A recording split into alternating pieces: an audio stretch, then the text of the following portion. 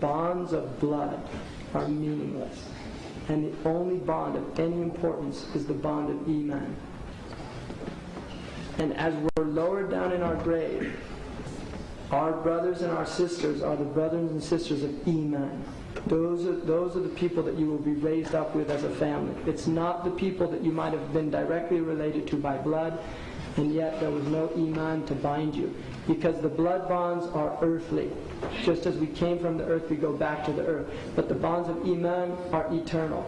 And that's a really important thing to remember. So the Arab and the Ajam have to recognize you're dealing with different sociological background. The Prophet ﷺ gave people their due.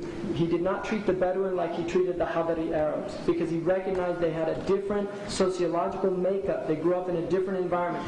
The Bedouin Arabs, they used to yank him, yank his coat. He would smile at them. If a Hadari Arab did that, it would be completely unacceptable. But he recognized there was a harshness in the desert Arabs, and yet he was still gentle with them. We have to recognize some of our brothers have harshness in them. Some of us. And it comes to all of us. And if I become harsh, then I need my brothers, one, to give me some reflection, but in a way of nasihah, in a way encouraging me to change, not in a way of...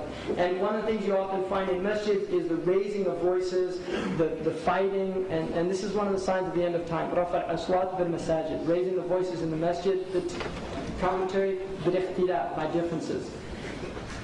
And then you have Arab, which is a big problem.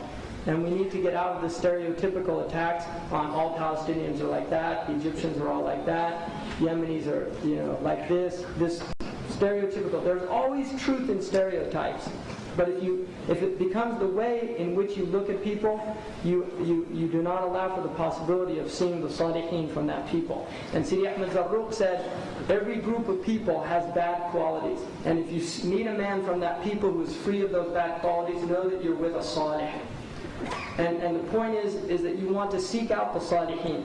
And if it's an Egyptian Salih, he will be free from those qualities in the Egyptian society that are they're not good qualities. If he's an American Salih, it'll be the same. If he's a Yemeni Salih, it'll be the same. But you have to recognize every community has their people. And for the faults of the Muslims, we should try our best to lower our eyes. There are obviously many subtypes that go into that. But we need, given the time that we're living in, the age that we're living in, as an ummah, we have to start coming together. Imam Suyuti, Ibn Hajar al-Asqalani, and Imam Sha'rani all said that this ummah would come to a close by the end of the 15th century. We're in over 1530 by the Bi'tha point, and 1419 by the migration point, the hijrah. And really the signs are very clear, and we need to unite as an ummah. We have a great deal of enemies, and we have to stop making enemies of ourselves. And we need to really begin to excuse each other and take this to heart. If everybody in this auditorium did that, you would be a transforming element in your own communities. But this is based on mujahada within our own selves. We have to struggle against our own self. We have to begin to unite on broad-based principles. We have to begin to overlook at this stage in the game. If the house is burning down and the man's handing you a bucket, you don't say you follow a madhab or not. You take the bucket and you pass it down the line. And Dar al-Islam is on fire. And we need to put out the fire and get our house in shape. Really, we need to put our house in shape. And every brick we're trying to put on, we've got a million enemies trying to pull it off.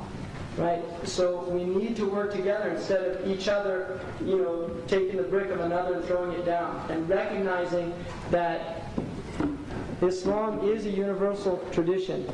It encompasses many, many views and viewpoints, and our Prophet taught tolerance, and he taught different ways of viewing things.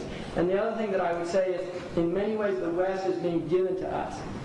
It's being given to us. The Prophet ﷺ in Mecca, the only thing that he wanted was to be able to speak freely. In these countries, we can still speak. We can go out and talk to people. We can call people to Islam. But if we're calling them to that rubbish bin in the picture, it's just not a very appealing picture. I mean, we should be calling them to those other pictures.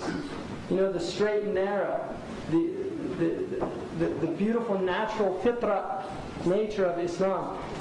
And if we do that, people will respond.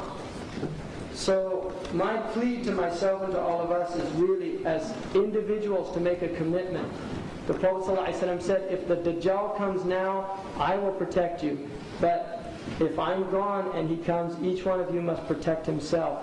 And we have to protect ourselves against the divide and conquer mentality of the dominant cultures that are opposing us and attacking us.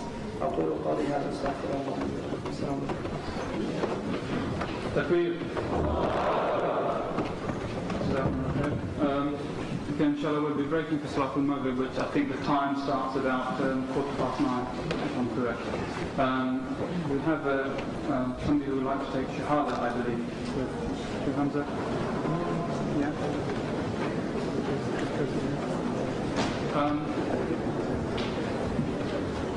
So whoever it is who would like to take the Shahada, please. Oh, they don't have to time. No? They want to see after. Afterwards, okay. We'll make some time afterwards, inshallah. Okay, this brother wants to talk to you. What's your name? My real brother.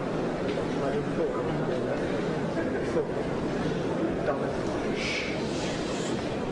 Alhamdulillah. We have a brother to be, inshallah, who wants to say Shahada, leaving Hinduism and embracing Islam, alhamdulillah. So this is the blessing of Islam, wallahi. And this is a proof of the message of Islam, and this is India and Pakistan are dropping atomic bombs, right? Dropping atomic bombs now, right? And the truth is that all of the crises, it has nothing to do with religion. It's all just hubris and pride and arrogance and all of these diseases of the heart. That's what it's about. And if we had taken the message when we ruled India to the people that were living there, India would be a Muslim country. And there are many sociological reasons why Muslims did not do that we should be ashamed of. But this is a good thing, inshallah. So the brother's going to say the Shahada. And so just give the Shahada. Just repeat after me. أشهد أن لا إله إلا الله وأشهد أن محمدا رسول الله أشهد أن لا إله إلا الله وأشهد أن محمدا رسول الله أشهد أن لا إله إلا الله وأشهد أن محمدا رسول الله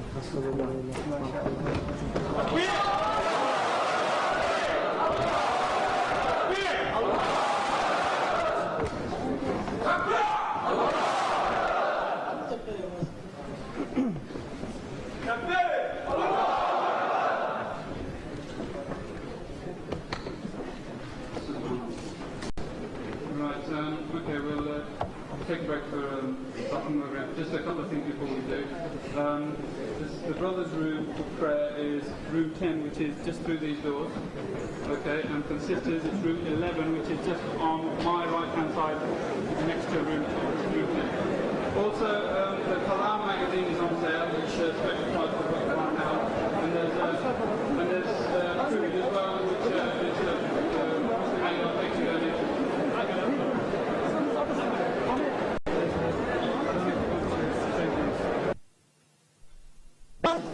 There's also a hadith that I fear more